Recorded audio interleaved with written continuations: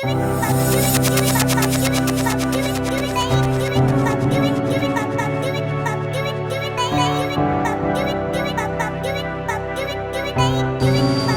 music, art and culture dead? Let me explain my thinking about this. Hey, it's Lord Lav, and a few things have changed since the last vlog video you saw me do. I've been working quite a few months at the day job, come off furlough, restrictions have been pretty much lifted, and at the time of doing this video we're a couple of weeks away apparently from having all our restrictions regarding COVID-19 completely lifted.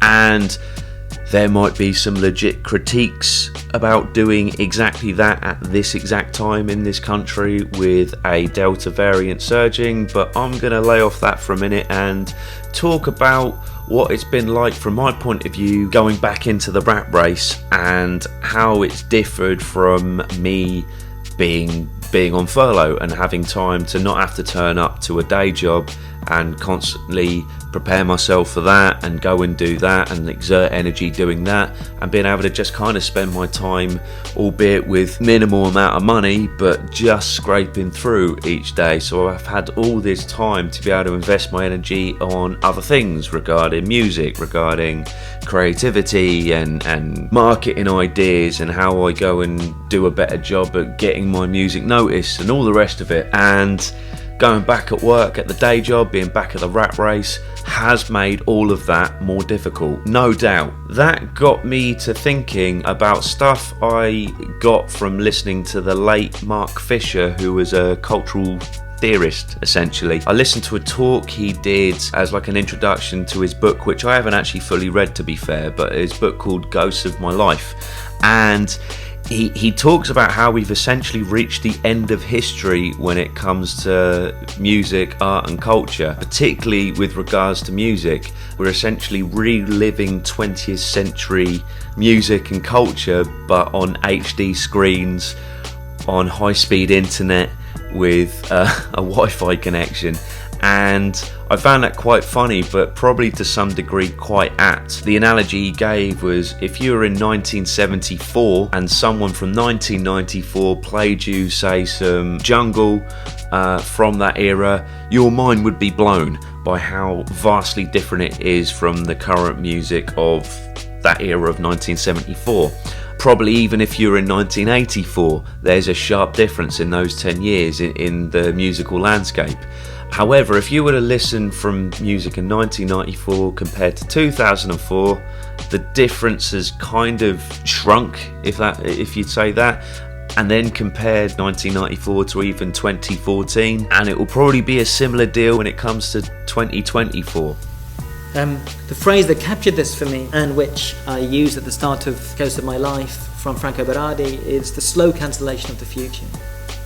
The slow cancellation of the future, I think, which captures not only that sense of termination, but the gradual nature of it. Of course, it's not that the future in culture disappears overnight. It withers, it drains away. But it's, at least in terms of music culture and in the UK context, I think we can say that this disappearance, this cancellation of the future, started to become evident about a decade ago and has intensified since then. And I think in that time, our expectations of music, which I'm treating as I say, symptomatic and as the most obvious example of this, but it's not as if this only applies to music.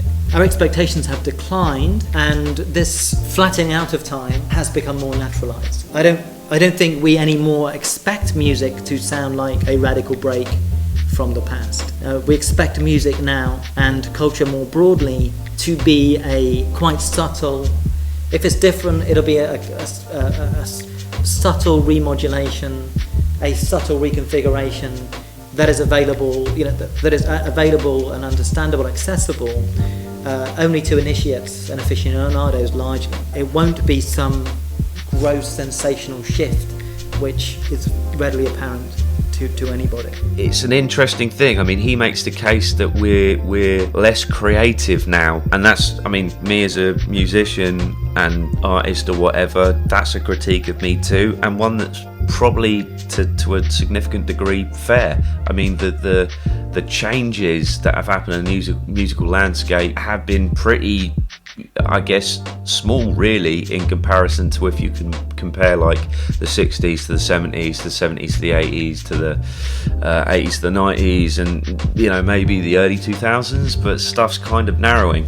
And there could be elements of that where, you know, we have more accessibility to all different kinds of music, whereas before you had to really pick and choose your genres, and because it costed more money to invest in music, because say vinyl costed a lot or CDs costed a lot. Now you can get all sorts of music, you know, extremely cheap at a touch of a button, so you can have access to all this stuff if you've got the time to listen to it and check for it.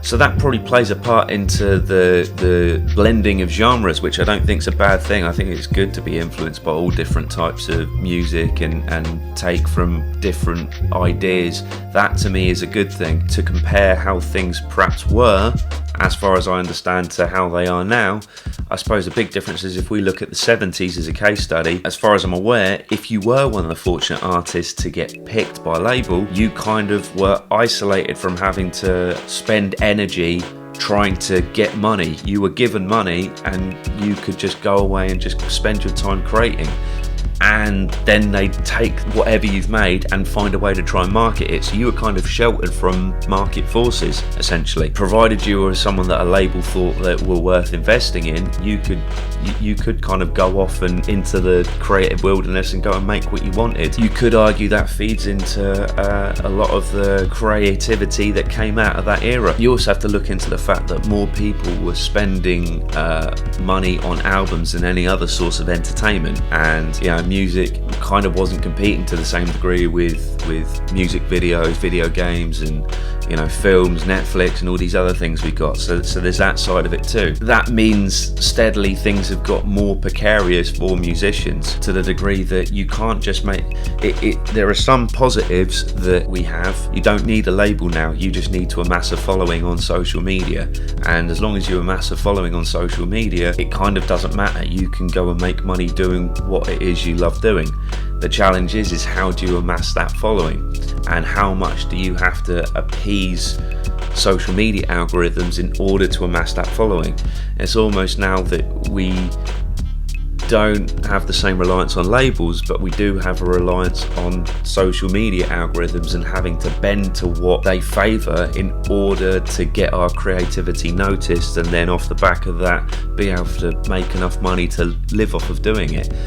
And then even if you are signed by a label, to some degree, as far as I'm aware, I mean, I can't speak from my own personal experience, but as far as I'm aware, there are examples where artists have to constantly put themselves out on social media in order to get attention. So they're still working for social media algorithms at the same time as for the label in order to create their music. And when you're spending all this time and energy trying to promote yourself rather than actually doing music, you can see how that might limit the creative output that comes off the back of that. If you listen to musician Rick Beato, really talented guy, talented musician, has really good storyteller, and has some really good videos on music theory and trying to adapt it, and it's given me ideas, so worth checking him out. But he does do a thing where he talks about Spotify top 10, and he breaks down, you know, like the chord progressions and stuff of the top 10, and one of the things he finds is music is getting less dynamic in terms of,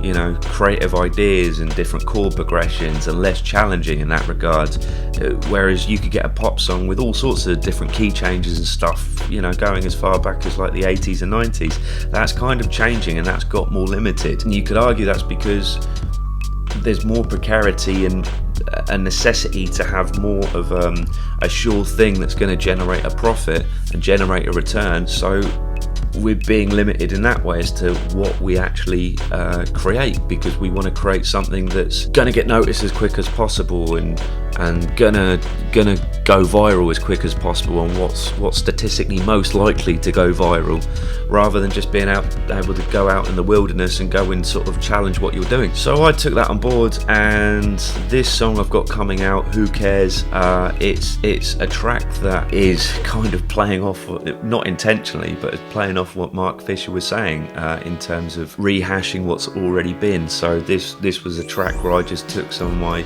old school UK garage influence and then tried to reinterpret it for something more fitting to now. But the video I was kind of just experimenting and just having a go and seeing what I could create.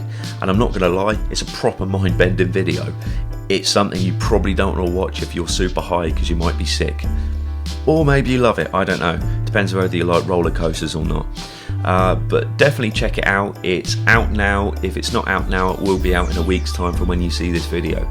But let's come back to the main point. The main question is art, music and creativity dead? I'm not saying there isn't good music that comes out now. It's just, I think as a whole, we probably are being less creative than we have been because we're in a more, as artists, more precarious situation than we used to be, and our art is more commodified arguably than it used to be, and more throwaway than it used to be. And I don't think it's dead. I just think that we maybe just got to challenge ourselves more and be perhaps more experimental. And I say that of myself. I'm sat on quite a bit of music that I now have to find a way to market and put out, but I'm kind of eager to jump at the bit to try and push some boundaries and try and do some other outlandish shit that I kind of want to do as soon as possible. But again, I think there comes to a point where you're only as good as the culture you exist within, and you're always going to be limited to the degree of other external factors outside of you. That doesn't mean we don't create. It doesn't mean we don't try and push boundaries. It doesn't mean we don't try and do things, but we have to look at the external things that feed us down what we're doing. Sometimes it's probably easier, particularly if you're broke and desperate for money or you're doing a completely miserable job, just to do what seems like a surer thing that's going to get more traction than trying to go out in the wilderness and test things out and see where you go from there. It's also probably worth pointing out that music, art and culture kind of is more than just a commodity. It has value beyond what, money can measure, I think. So with that in mind, maybe it is worth looking at facilitating more creativity by not just letting markets decide what is and isn't valuable when it comes to music, art and culture and creativity, and how we facilitate that. I think if you're in a stage where you think music is dead or art and culture is dead, maybe that's something you should think about trying to help facilitate, rather than just having a go at artists because you think they're shit. But they're my thoughts anyway. I ain't throwing shade at any artist. There are some artists out there I massively respect and really rate, and there's a lot of current music I still really enjoy, but it's just a thought about the broader sphere. But it's worth checking out the work of Mark Fisher and worth checking out Rick Beato as well. But let me know your thoughts. Do you think I'm talking nonsense? Do you think there is some merit to what I'm saying? And also definitely check out my music. Check me out on Bandcamp, Spotify, Patreon and everywhere else. Until then, enjoy, take it easy, try and stay safe. Peace. Lord Lav, have a word.